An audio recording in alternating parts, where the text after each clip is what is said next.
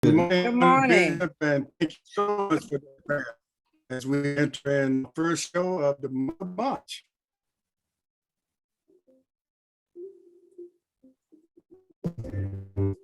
I think, James, your internet may be acting up on you. So, Yes. But I'm free. James, Like, you're frozen. Well, while we're waiting for James to come on, and let's say we're celebrating Women in History Month, and I think first of all, we need to realize that the recognition of Women in History Month began in 1978 when the Education Task Force of Sonoma County commissioned on the status of women celebrated Women in History Week in Santa Rosa, California. And back in 1987, President Jimmy Carter signed a presidential proclamation to honor women's contributions to history. So it is our pleasure to start off Women in History Month with none other than our very own Commonwealth attorney, Attorney Stephanie Morales. Good morning, Stephanie. Welcome to Portsmouth Coffee Talk. Good morning. It's always a pleasure to be here with you all. Wonderful. I see good James. morning. James is probably switching over. Are you with us, James? He's frozen in and out, so I guess he's on the ice age, I guess. Yeah.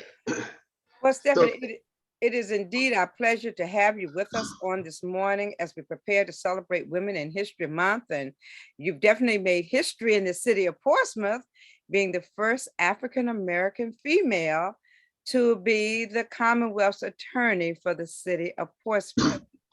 Tell us any interesting things going on around in your neighborhood at this time. All right. So first of all, I have to say, I was the first woman to be elected. Yes, you are. That's right. So, so you make a lot of firsts. First woman, first African-American woman. So yes. So that is, always I talk about how important that is to me as somebody who grew up in Portsmouth, in Truxton, how special it is and how much it means to me that we have someone, in this position in me, who our little young ones can look up to and say, if she can do that, I can do it, and I can do anything that I want. And seeing what's happening, not just in our city, but in our nation, with our vice president being a Black woman, with our first Black woman Supreme Court nominee. We have so much for our young people to look at and aspire to be. So it's very special to me that I can, set an example here in our community. In Portsmouth, we always have positive things going on. A lot of people like to talk about negative things, but I think it's very important for us to realize how special we are as a community. So as always in my office, we have programming. Our Future Leaders Initiative is always in effect. And that's one of our programs that, we get our young people, bring them into the office, and we let them see what a day in the life is like for Commonwealth attorneys. We let them meet defense attorneys. We let them meet everyone in the courthouse. And we're gearing up now to begin having that program for our spring break and for summer break. So that's one thing that if anybody's looking and they have young people, it doesn't matter how old they are. We've had them as young as 7 all the way up through postgraduate education. We really want to, take the time to spread knowledge and to share the importance of their development with them and everybody around. So please keep that in mind. That's always very exciting for us. And it's always very exciting for our junior Commonwealth attorneys, is what we call them. Very good. And so all they need to do is contact your office about coming in. Is there any limit to the number of young people who you can have in that program? No, we have had as many as 50 in the office at one time. Of course, we are, dealing with the COVID pandemic. So we will keep our numbers low and have them as such that we can spread people out. But if we get 100 applicants, we will have as many shadow days as we need to accommodate all those young people. So no, there is no limit to the number that we will have. We will figure out a way to make sure that it's done safely and so that everyone can have a full experience. Wonderful. That is special. Well, it looks That is, like we have James back again with us. James, are you with us? I'm here. Continue on. okay. Okay. And how has your book gone? How the sales gone for your book? You've also written a book for young girls so that they can also have this person who is local that they can look up to and just emulate. So how are things going with your book sales? So the book is for all young people. I know it's a little girl on the cover, my likeness, but really we want all young people to be inspired and to think about, how their wants and their, personalities feed into what they can become in their future and their careers. The book sells, right now we would like to do a push. When it first came out, it was, on the Amazon bestseller for the new release in its category, which was awesome, which was exciting. We spent a lot of time, reading in different schools, and we've been engaging still. But it's one of those things that it's a book that's going to be around forever. So we want to constantly spread awareness about the book. So again, that story about the little 6-year-old Stephanie and how I decided at a very young age I was going to become a lawyer. We get that into the hands of as many young people as possible to make sure they understand that you don't have to settle, you don't have to do something, that feels foreign to you. You can find a career that feels right for your personality where you can make a difference and you can enjoy yourself. And I really do enjoy myself in this work, as hard and as difficult as it can be. And I know it's hard, that's for sure. And I see now Arminta Richardson just wrote that her daughter shouted through your program and how much she appreciated it. So thank you, Arminta, for sharing. Yes. Okay, Thank you. Colonel, And tell them know I said hello. I certainly will. Colonel? Yes. I need to put the disclaimer out there first for those who are electron lands, because one, the views viewed on this show are those of the host and our guests and not of the radio station. So we got to put that disclaimer out there first. And then the other thing too, if folks that are out there are chiming in, if you'd like to see more programs like this, we need your help to continue on. And you can send a donation or honorarium to Portsmouth Coffee Talk, P.O. Box 7664, Portsmouth, Virginia 23707. And then now that I've gotten the housekeeping things away, Stephanie, this month, as Leah said, we're celebrating Women's History Month and celebrating especially folks that look like you. But it also makes me remind myself of another judge that is going before the Supreme Court. Yes. And it makes me look at, I see the struggles I know the struggles that you had to get to where you're at, when you have the Confederates on the other side asking about LSAT scores. And that's a vaguely tinged racist view of, why don't you, just saying they're racist and trying to take you down. So now that I've gotten that out of and making that commentary there, you talked about the positive things that are happening in your office and what you've done. And so people will, sometimes in media, we, especially during election season, we talk about anytime a shooting happens, this and that. And is there a difference in what's happening in the statistics in crime versus in reality on the street? Yeah, so one thing that, I'm glad that you brought that up. What we have going on in our community with violent crime, many communities, many cities, many states around our nation are dealing with the same things. I spend a lot of time, because of the scale of work that I've done around fairness and trying to focus on, utilizing resources by prosecutors to prosecute violent crime and reconsidering how we treat nonviolent crime and people who have mental health related issues. I do this work all around, not just our city and state, but all around the country. And so I engage and interact with prosecutors in all jurisdictions, and all of us are dealing with increases in violent crime that have resulted after this pandemic. All of us are dealing with homelessness, with food insecurity, with housing insecurity, with lack of resources that have resulted in what we're seeing.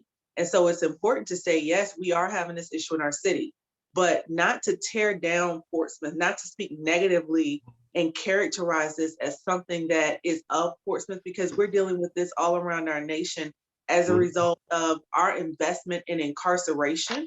There's so much money spent on incarceration. There's more being spent on that than education. And so, yes, we are having issues with violent crime. Yes, we take that very seriously, but our entire nation is dealing with this issue. And so it's also important to realize that while we're dealing with these things, we still have very brilliant young people in our community. We still have people in our community who, just like all of you and like me, who were born and raised here, who are doing our best to contribute to the good and the well-being of our community and our society. So I always have to note that first, that our city is beautiful, our people are beautiful. We still have people who are very much engaged in, bringing up our community and not tearing it down. So that's one thing that I have to start by saying. But in my office, again, we've got our Future Leaders Initiative. We have our Control Alt Delete program that we're looking to kind of freshen up and reboot. Because of the pandemic, we couldn't do as many things in person. We have started something new that's been a lot more difficult, which is called a Conviction Integrity Review Team, where we're trying to look back at past convictions and see what we can do to help. And one piece of that has been advocating for second chances with the General Assembly to create a situation where prosecutors in our city and in our state, like other offices around the country, can look into old convictions where there was evidence of misconduct and revisit those. So I say it all the time, we can walk and chew gum at the same time. We have issues with violent crime. We cannot keep losing young people. We will continue to be proactive and reactive against violent crime, but we also have to look at systemic fairness and work on those issues as well, so that we're not harming families and we're not harming communities with over incarceration at the same time. What is that Control Alt Delete program, Stephanie, that you mentioned?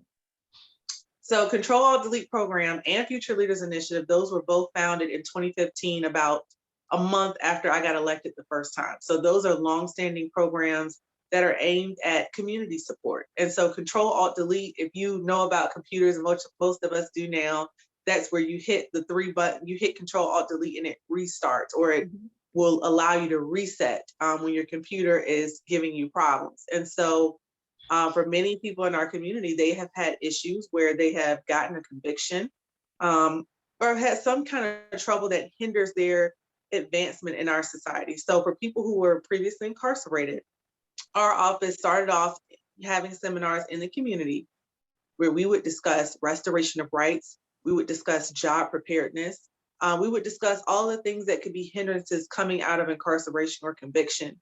And in 2016, we started taking that program into the prison, where we would meet with people before they got out to discuss, again, how they could be successful. And again, trying to reduce recidivism, not just looking at being reactive, but trying to stop people from, running into situations where they're not supported or they don't know what to do, that would lead them back into the lifestyles that get them in trouble and incarcerated.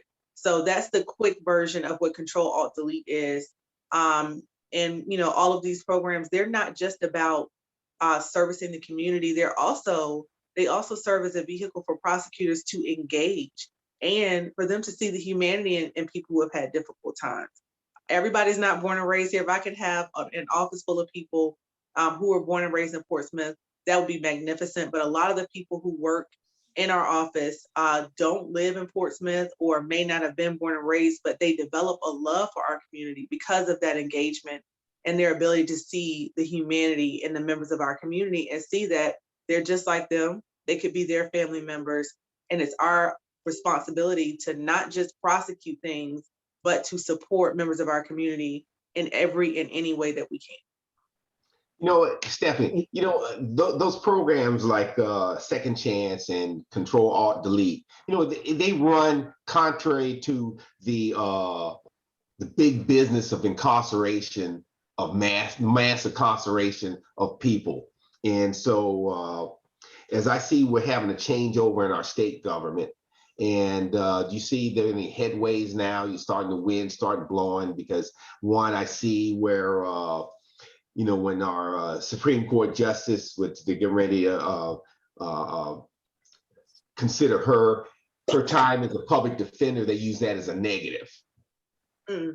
And so anything that's can be construed as soft on crime, and these kind of programs could be labeled as soft on crime, even though they do great things for people. So what's your opinion? What's your take on that? And have you seen a change as we've had our last election cycle? Have they turned around things? Yeah, so I mean, there's always been a discussion about tough on crime, versus soft on crime. And our future Supreme Court Justice Brown Jackson, being a former public defender, I think that's brilliant.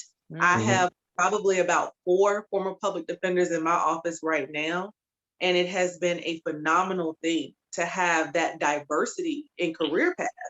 And so, having someone at the helm in our justice system who is focused on what works and what the statistics say, that's really important, because all of the discussion around soft on crime versus tough on crime, we have to talk about the fact that the statistics also show us that we are simultaneously less safe when we have more incarceration. So there is no correlation between incarceration and safety.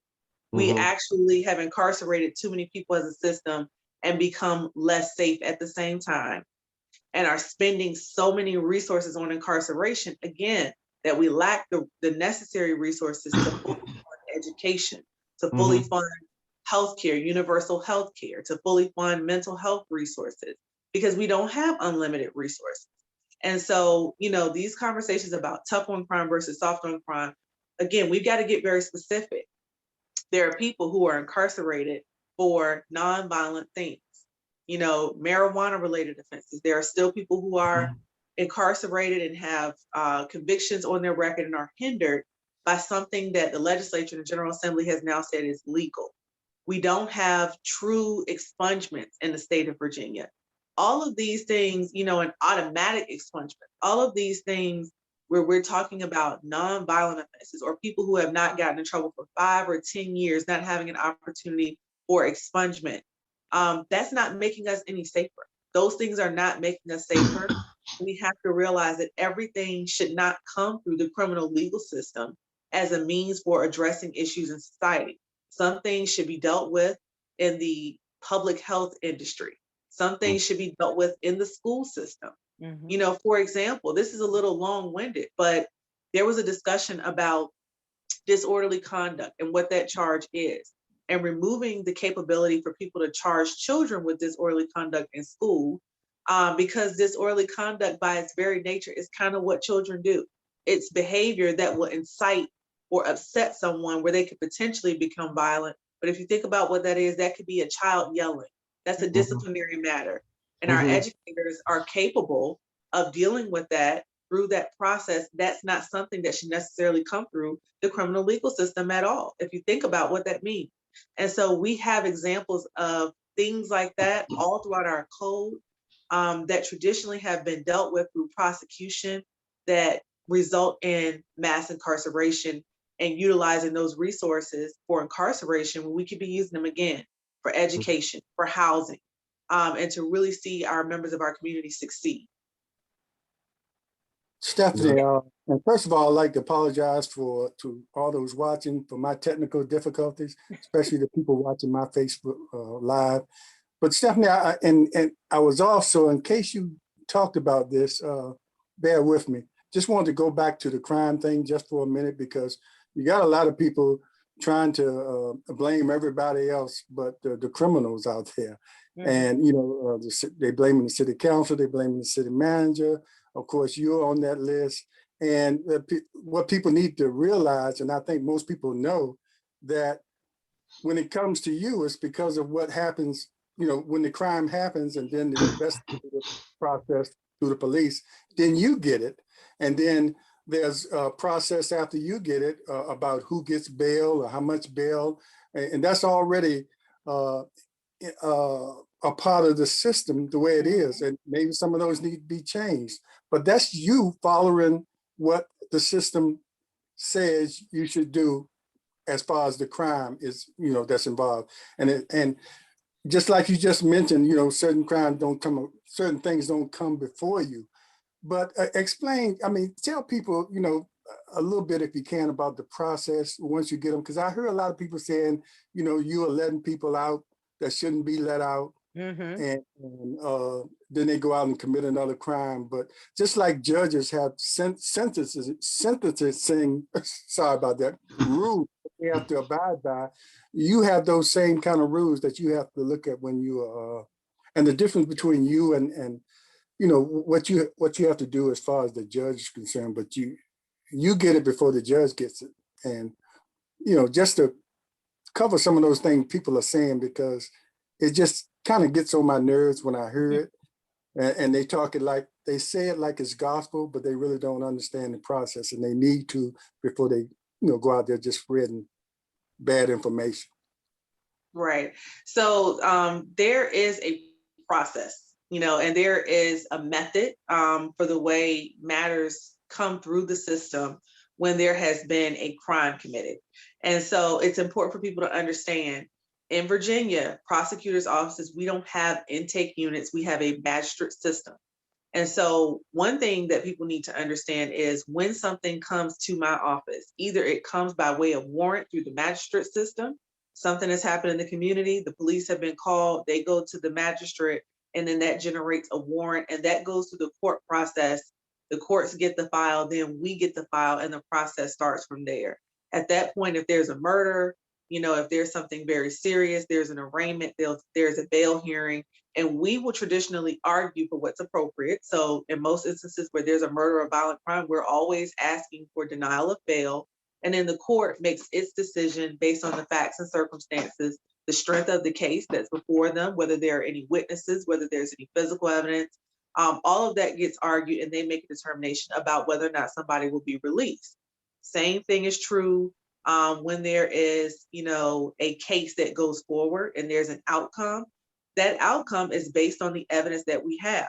And so if somebody's charged for a murder, robbery, a very serious crime, we take that case forward, and we always, let me just be very clear, when there is a violent crime, when there's a murder, unless there is something that indicates there's self-defense or someone was acting in defense of their lives or someone else's, we are always going forward. These are cases that we take very seriously. This is where we actually use our resources and should use our resources to keep people safe. But if there are no witnesses, if there is no evidence, then we run into problems with that prosecution and being able to hold someone accountable. And, we have to make sure that we are prosecuting the right people. So when you start talking about bail and you start talking about the outcome of cases, that is all based on the evidence that comes before the court. We don't have the ability to make decisions about, what somebody is going to get alone. We cannot just say we're going to do X, Y, Z. That's not how it works.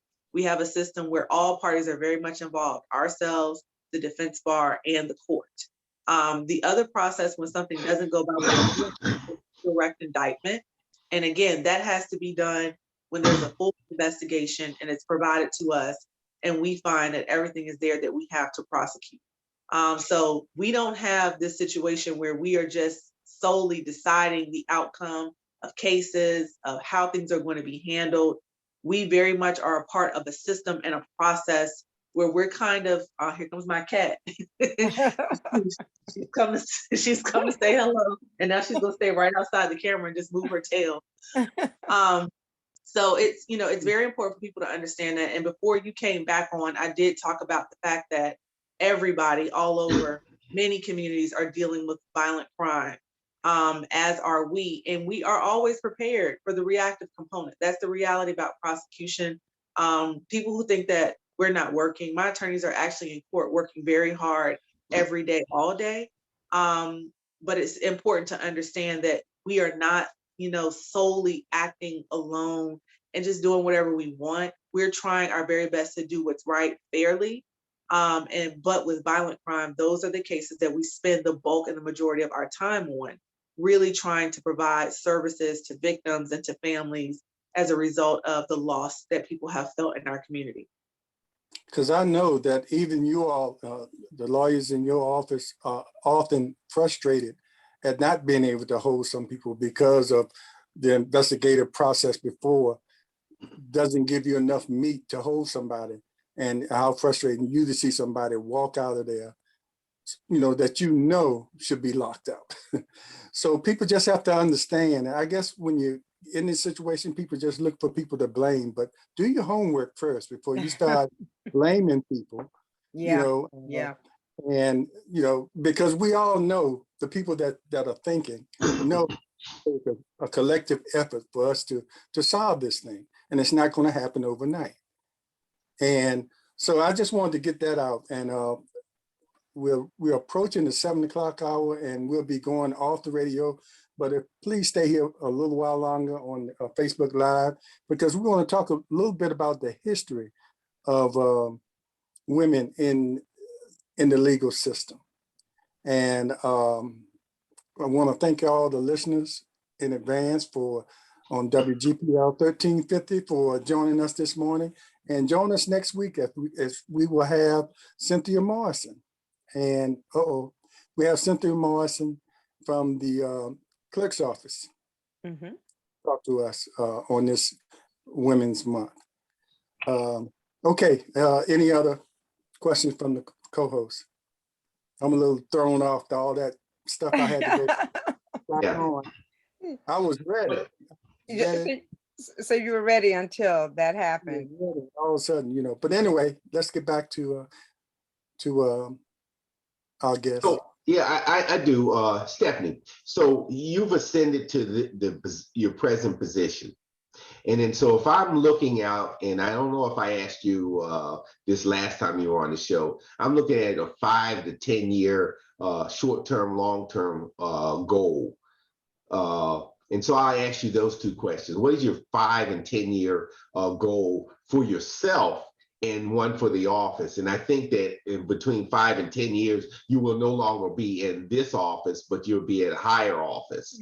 So I'll preface that with that to give you an out from now for that. So what is your 5 and 10 year goal?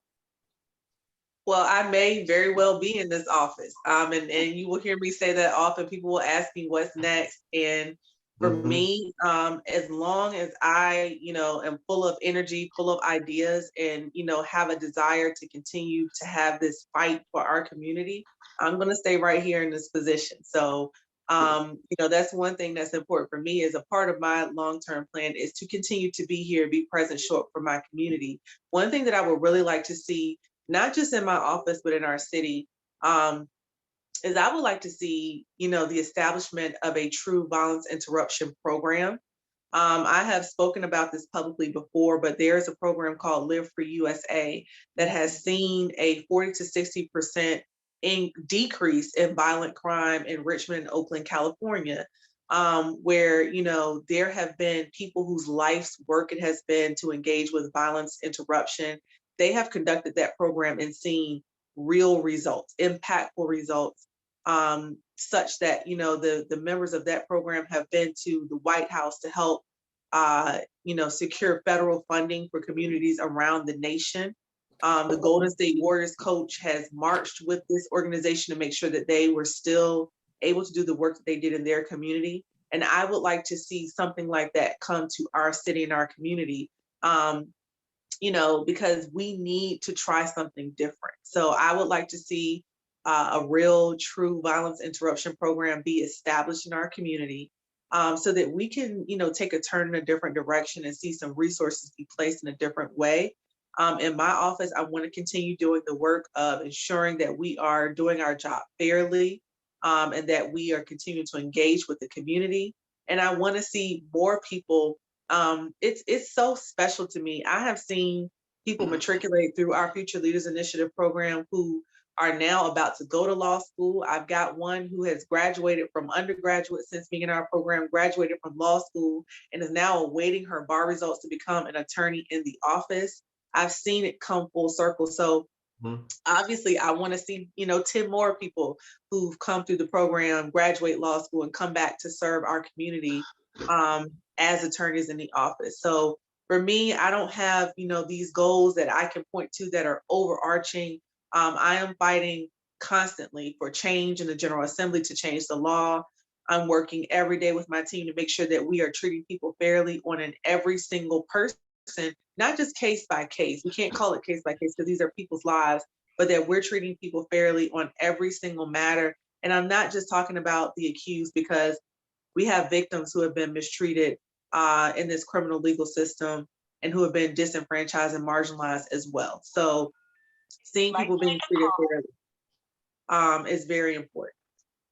Stephanie, I remember the last time you were on, you're speaking about the violence interruption program. What needs to take place? You know, we need to do something that's different in the city of Portsmouth. And I know a lot of organizations, a lot of individuals are trying whatever it is they know how to do. But what is it that we need to do in order to get such a program here? You know, who do you need to collaborate with in order to make that happen? Because if we can make it happen, we need to make it happen sooner than later, because too many young people are dying on our streets at this time. What do we need to do in order to get such a program going? I think the community would have to express a desire to have that specific programming or a specific program for violence interruption that has proven results. And so I will say this, I know that our city is taking steps, know that there are, engagement that's taking place from programs that are coming up in the city. People are developing initiatives, people are stepping up to help. I'm very proud of that. So I don't want to discount the work that's being done now. I'm very proud of everyone, all the programs, all the people who are stepping up to be a part of the solution. So let me start by saying that. However, I do think that along with the members of our community who are stepping up, we do need to engage with people, again, whose life's work it has been to do violence interruption work. And so I know for certain, that Live for USA's program is willing to come here and assist us. There just has to be a desire to have that. For me, I have had the programming that I could establish on my own in my office for the past 7 years.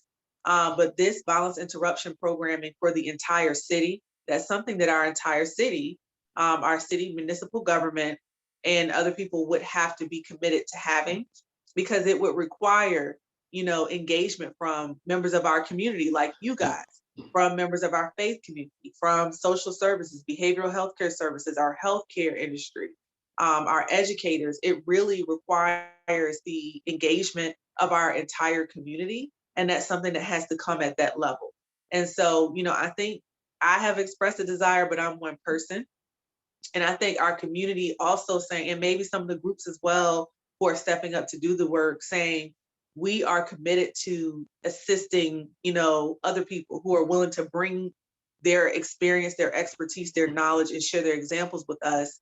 And we want to learn from them. I think that would be a critical, important step in maybe convincing people who have the power to act on behalf of our city to engage with these organizations. Also, there is federal funding for this. So that's another thing.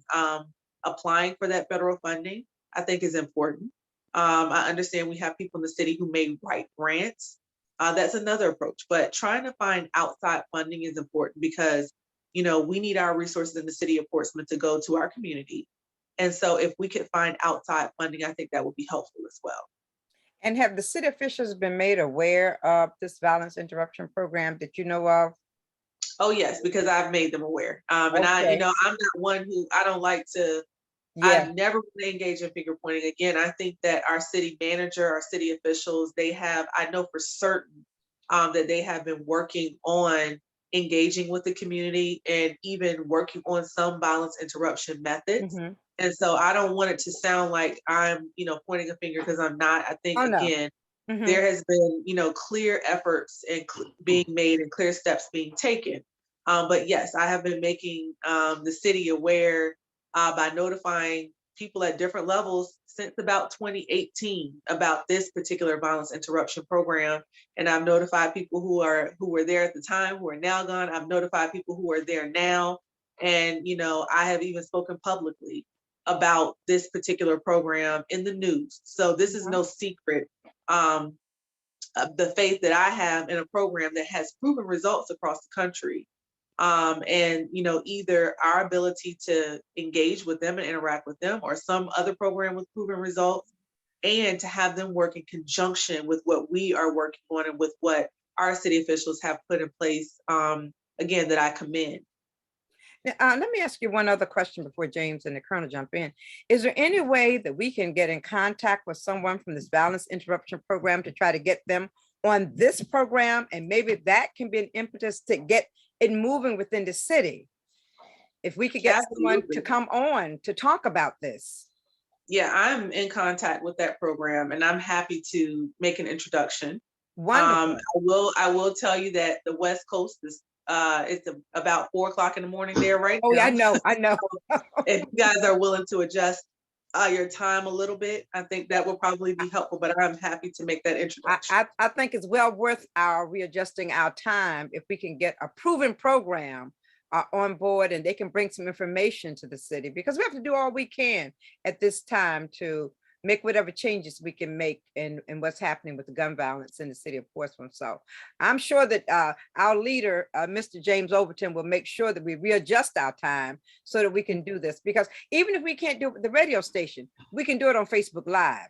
And that's an avenue in which we can get to more individuals of them hearing about what the program is about. We definitely need to do this. Well, I will do everything that I can to make that connection. And I believe that I know they've been willing to engage with me. So I'm pretty sure they would engage with you all as well. Wonderful. Thank you very much. Yeah. Stephanie, I got another question for you. All these programs, and you've got great ideas and great programs, but the thing in our region, the other sister cities are shared, we're all linked by the roads and the bridges and and different ideas. What are your brethren, same positions in the other cities? Are they doing the same kind of programs or having the same kind of, or like programs like you? Because you can't just yeah, so everybody has different things that they do within their office. I know my specific programming, Control Alt Delete and Future Leaders Initiative. And we also have another program called Social Media by the Statutes. I know that specifically, they are not engaged with my programming and it's not under the same name. I do know that some other offices do engage with young people. There are some who have conferences, once a year or different things. But no, not specifically. We don't have, like an agreement that, hey, we're all going to do this program. But I do know that different offices around our area and around the state, they do different programs their own way. Good. I just wanted to say too, if you in the earshot of people having those conversations, like I was mentioning earlier, if you're listening to Stephanie give it like it really is, make sure you correct those people and don't let that information out. And Stephanie, thank you. And this is one of the reasons we have you on here, so you can, they can hear it from you. As far as the history of women in the legal profession, I think around 1919 and 1922 was when you got the first women that were a part of the bar somewhere in the United States. And I think here in Virginia was like 1925. You can correct me if I'm wrong. But it was interesting hearing some of those ladies from the 60s talk about how they had problems going into places and they were waiting for the lawyer and they said, well, I am the lawyer. But even today, like the young lady, unfortunately, that was a beauty contestant, that was an attorney, she was having problems. She would go into the courtroom or something like that and they would tell her, well, we're waiting on the attorney. And she would have to tell them, I am the attorney. Attorneys experiencing that now? I mean, what's going on? I mean, I can't believe that hasn't changed. I know, did you experience anything like that in the beginning of your career? Oh, one, I can't tell you what's going on with that. I'm not one of the perpetrators of that, obviously. So I can't tell you what would be in the mind of someone who is, unaccustomed to seeing a woman serving as an attorney at this day and age. Early in my career, yes. In my tenure as Commonwealth's attorney, There was different press coverage. There were questions that were asked of me that were not asked of my predecessor. There was, disrespect that I had to address and deal with. And I found that, pretty quickly people understood that I'm not going to tolerate disrespect on any level from anyone.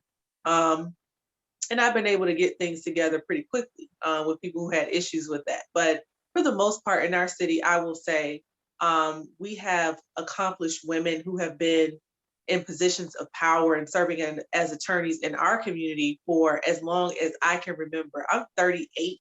Am I 30? I had to think about how old I was. I'm 38 years old. And, I have been seeing women, serving as attorneys, serving in positions of power and service as long as I can remember. And again, that's one of the things that makes our city great, is that I've had examples around me my entire life, and I've been, surrounded by women doing amazing things. And so for me, I don't see that probably as often as other people, because in our city, we do have, women serving as judges, Black women serving as judges. We've had women serving as attorneys for a long, long time. So, I want to say I do salute all the women in our community who paved the way and who set that example for me. And I always want to, share and set an example for the young women who are looking to do this as well. Wow, 38. I don't even remember 38.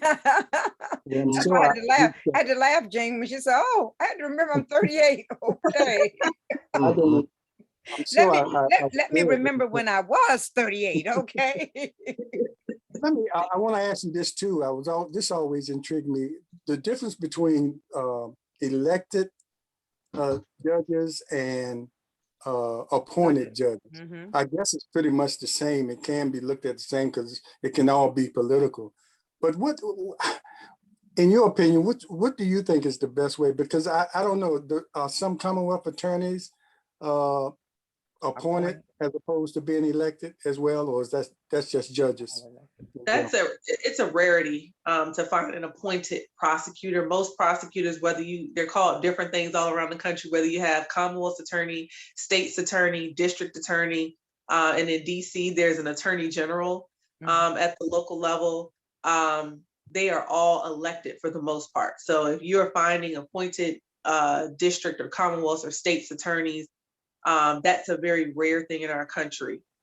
Interestingly, in Virginia, we have appointed judges. There are a lot of states who have elected judges, and you will see, campaign processes similar to what you see with other elected officials, where the judges will share their platform, their ideologies, and what they believe in. And, it's very, hold on one second. My allergies are giving me trouble this morning. So let me, okay. So yeah, we have, the appointed judges, but the elected judges, it's an opportunity for the community to have a direct say in who's going to serve on the bench. Here, the process is a little more closed. The judges have interview processes with members of the General Assembly, and they appoint the judges. Mm-hmm. And so that's the real clear difference, is that you have General Assembly appointed judges in Virginia, whereas in other states, you have judges who are elected directly from the people. And I'll let everybody draw their own conclusion as to what system they prefer. But the responsibility does not change. The judges are still supposed to be fair and impartial. And really all of us are. I have that same duty and responsibility that's critically important. And I can't, even though I do have prosecutorial discretion, that fairness and that, that justice that people are supposed to feel, that is supposed to come regardless of what your ideologies are, how you use your prosecutorial discretion. And so the same is true for judges, regardless of whether they run for office or are appointed, they're responsible for discharging their duties fairly and justly. Mm-hmm. Definitely. As you meet with Commonwealth attorneys or whatever names they're going by in different areas, are you finding now that we're getting more people of color first? And secondly, are you finding more women becoming Commonwealth attorneys? Because, had some problems in the past with prosecutors kind of stacking the books against certain communities. So what are you finding as you travel about meeting with these individuals? Are we getting more people of color? Are we getting more women involved? Yes, so we are, but let me just, the statistics are really scary. Mhm. So it used to be when I started in 2015, the percentage of Black women who were elected prosecutors around the country, it was 1%. Ooh. Mhm. It has now increased to 2%. Oh, So wow. it has Yeah. increased, but that increase is not enough. It's not enough. Um, I know, every Black woman who is an elected prosecutor in a major county around this country, I have a relationship with the majority of them. And when I say a relationship, I don't mean, I know who they are. I mean, we communicate Mhm. consistently because there are so few of us who are Yes. doing this critically important work, and the attacks that have been leveled against these women. It has been out of control. I mean, the racism, Oh, the yes. threat, um, it has been out of this world. And so we've been a support system for each other. But I have to say, regardless of the negative and despite the negative, the work that these women have done and the boldness and the fight and the changes that they've made in their communities and in people's lives and the programs that these women have, oh my gosh, it's so important. It's so critically Mhm. important to have Black women in elected leadership as prosecutors.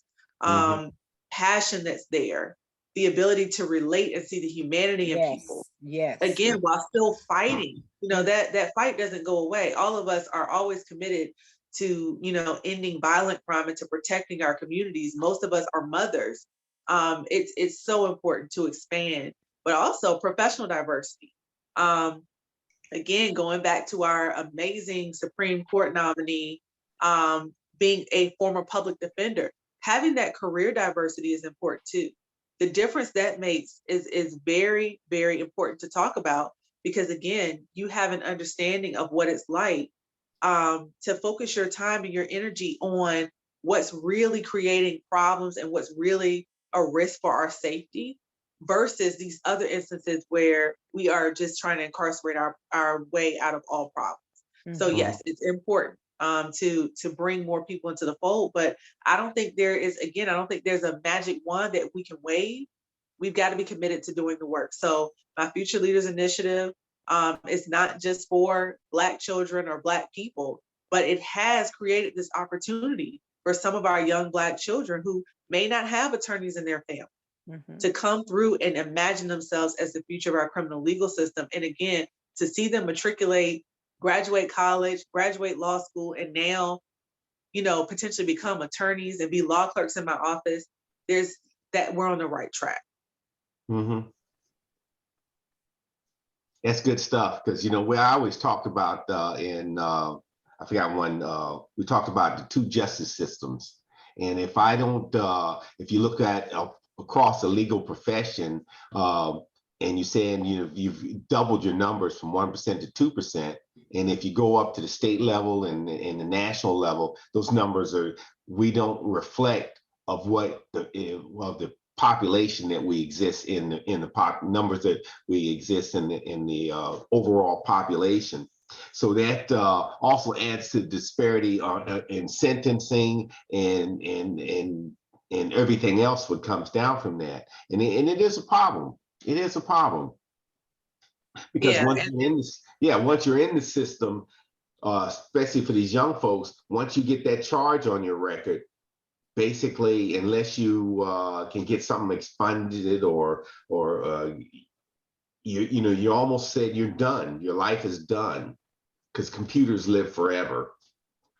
yeah. And let me just add this. Our HBCUs are making efforts too. And I think that's a wonderful thing. So Norfolk State has a program where it's partnered with a law school to have, our students that do Norfolk State are able to engage with that JD program and graduate with both degrees. Mm-hmm. And then I've even seen my law school alma mater, William and Mary, has a number of full scholarships for HBCU graduates. And I'm seeing more of that around our country. So it is good to see steps being taken. And I think we need to have as much of that as possible But also this profession, being a prosecutor, it has had a bad name, and rightfully so. Yes. People have harmed so many communities Mhm. in a way that a lot of people who look like me, they don't want to be prosecutors. Mhm. They don't feel like it's an honorable job. And so it's been my work too to help people understand that we can utilize that prosecutorial discretion in a fair way and to Mhm. again, expand opportunities while still fighting against violent crime. Mhm. Excellent points. Excellent points. So I was driving by out on 264, and I drove by the casino, and it's coming up real quick. Do you have an idea of how do you think that's going to affect the overall employment versus the crime and that in our city? You know, do you have any opinion on that, or are you tracking that, or what do you think how that's going to affect our overall lifestyles and everything in the region? Well, I don't have, and I have never expressed a position on my desire to have a casino, so I won't now. But what I will say is this, what I hope is that it creates opportunity, Mhm. that it creates the ability for people to find employment. Again, I speak all the time to, food insecurity, housing insecurity, lack of opportunity, lack of resources. And so I don't know what will happen, and I have not tried to project. But what I do hope is that there is an expansion of opportunity, that our community members will be able to find gainful employment that will Mhm. add to the success of our community. So that is my hope. Mhm. It's a good point, though, and I have friends that work at Rosie's and in Hampton and stuff like that. But for those opportunities, I also look at the money that it sucks out of the community, especially if you let gambling go too far. And so Right. you may want to have to think about some gambling anonymous kind of programs out there to help these folks out there.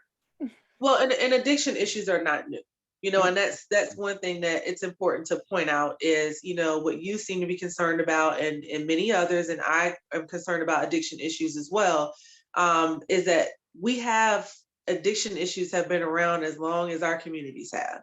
And so that's one thing that we have to think about, how that manifests itself. And again, how is that going to play itself out through the criminal legal system? And so I didn't say that I'm not thinking about it. I just said that I will not Well, yeah. engage in, my estimations or my suspicions, but I will speak in terms of what I hope.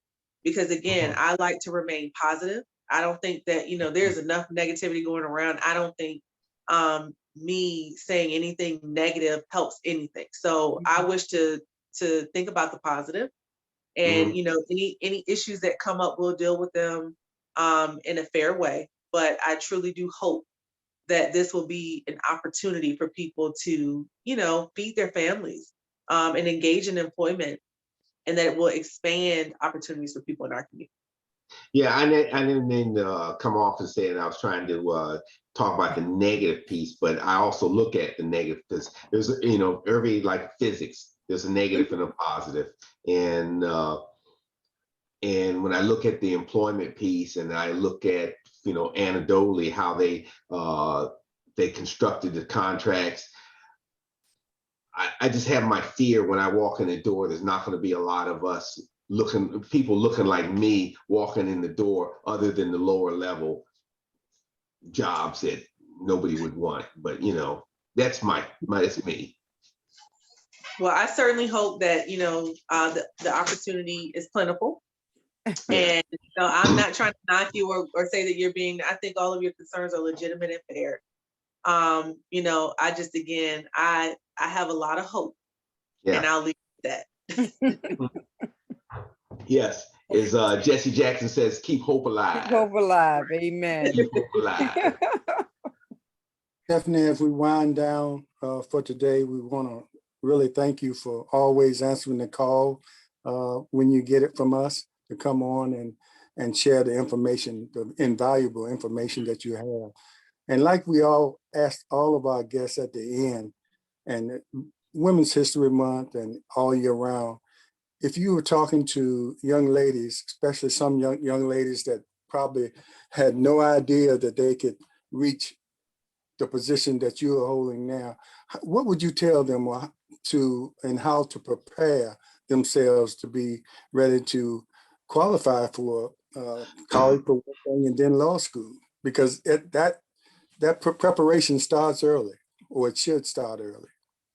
Oh man, I have so much to say. I will say this, one thing that I don't think we talk to young ladies enough about is take care of yourselves. Take care of yourselves. Make sure you focus on your wellness and your wholeness. We are very driven. Our young Black women and women of color are very brilliant. You look at all the accolades that our new Supreme Court nominee has, and still she's being faced with negativity and problems. We have to make sure that throughout the course of developing ourselves. So yes, we do have to work on our academics. Yes, we have to develop a love for reading. Yes, we should engage in extracurricular activities to prepare ourselves.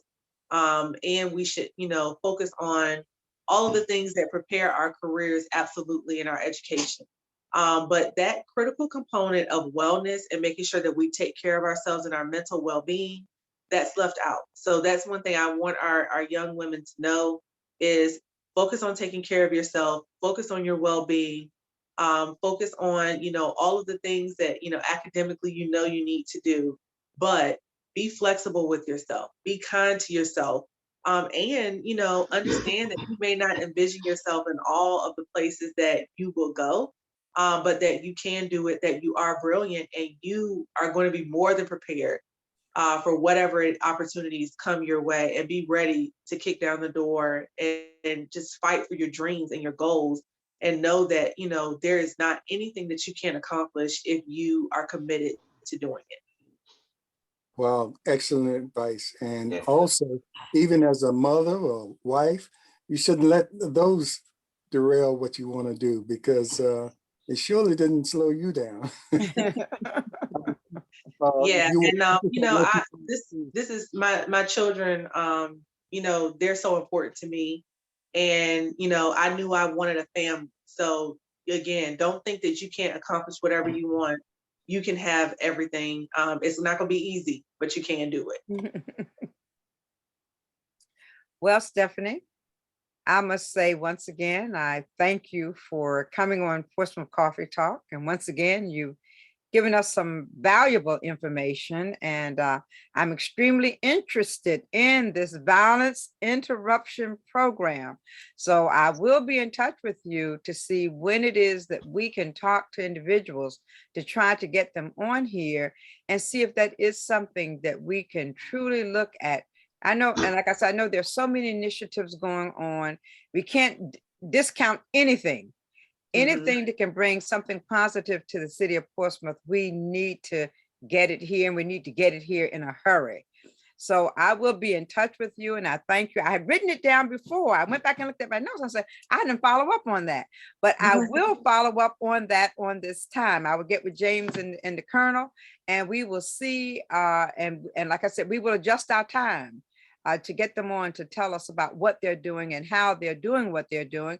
And even if they're willing to come to Portsmouth, Virginia, to assist us in what we're encountering here in the city. But I want to thank you so very much. Thank you so much for being a great role model for young women who are out there, and giving them an opportunity also to look at where they can be when they become that individual they would like to be. So I want to say thank you so very much once again for coming on Portsmouth Coffee Talk. Colonel? Thank you all for having me, always. Yes, Stephanie, I'd like to thank you for coming on once again. And I got to tell you this, is that you epitomize what we look for in young leaders in America. And we need more folks that look like you to challenge America, so we can work towards that more perfect union.